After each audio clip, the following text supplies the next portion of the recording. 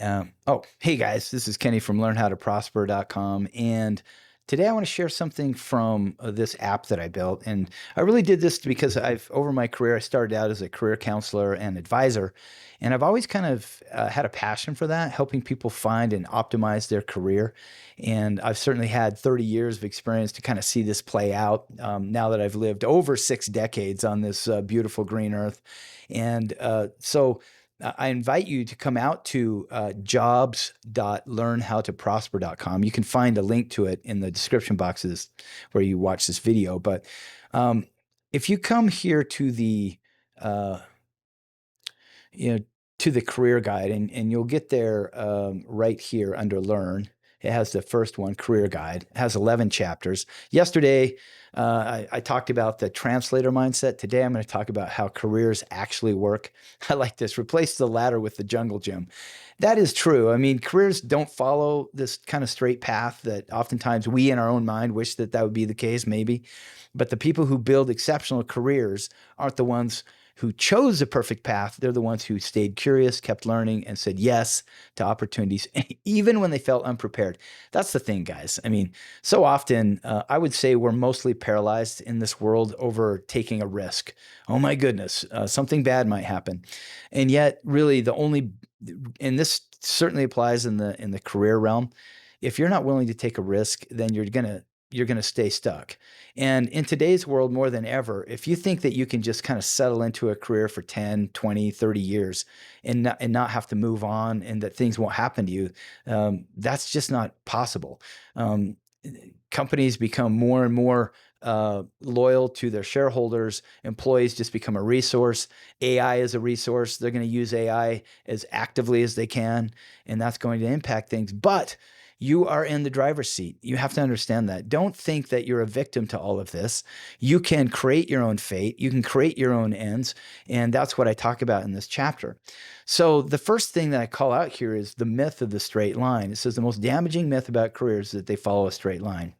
The myth: choose a field, get the right degree, land the right job, climb a neat, predictable ladder until retirement. No, no, that's not how careers work. I mean, I started as a career counselor. I bounced around. I did marriage counseling. I did group therapy. I did a dump. And then at some point, I literally jumped ship. I went from that track to the tech track because I have an identical twin brother. His name's Carl, and he was in a tech track at a company called Novell.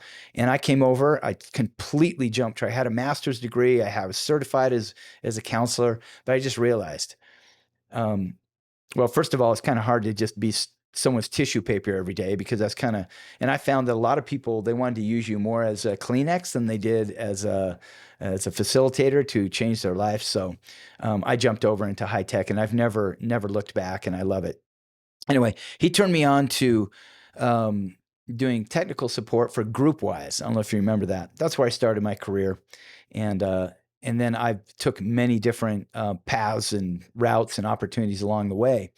And mine was kind of interesting because while I started in mental health counseling. Then I went over to tech, and I was in technical support. And then I did that for, I think, under a year before I bounced over. And I took an opportunity to help with launch a project called Primus. It was knowledge management. I don't know if you remember that, when they were really, this was many decades ago, when we're starting to really push this idea of knowledge-centered support, having people capture their knowledge actually in the workflow, and then make that knowledge available as a help article in a search in a database, and that people could search against it.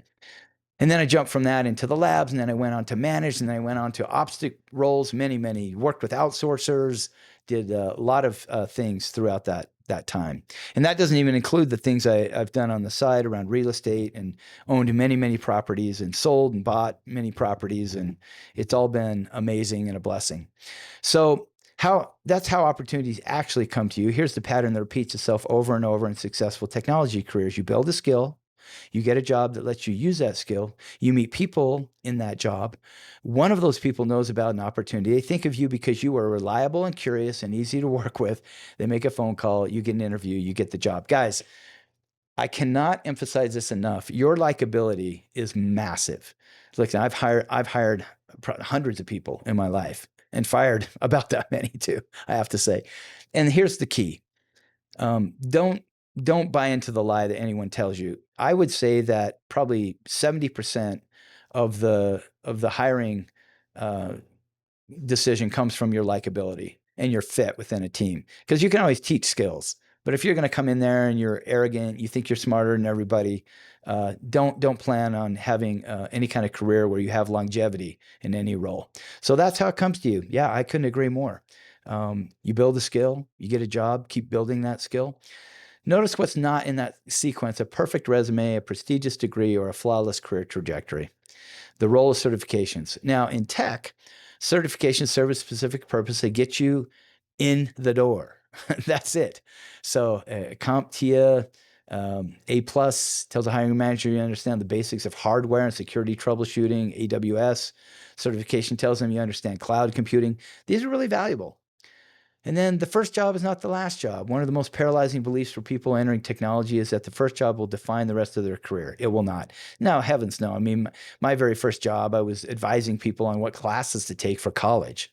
I took like 20 appointments a day. It was like grinding. I enjoyed it, the interaction with people, but in the end, it lacked so much the of the application of my best skills and abilities. And so, what I would recommend here is come out to jobs.learnhowtoprosper.com and check this out. And then at the bottom, I've got some action items for you. Write down 3 technology careers that sound interesting, or it could be any career for that matter. Connect with one person on LinkedIn who works in those and that you find interesting. That's going to be powerful. We'll talk about networking another day. It's huge.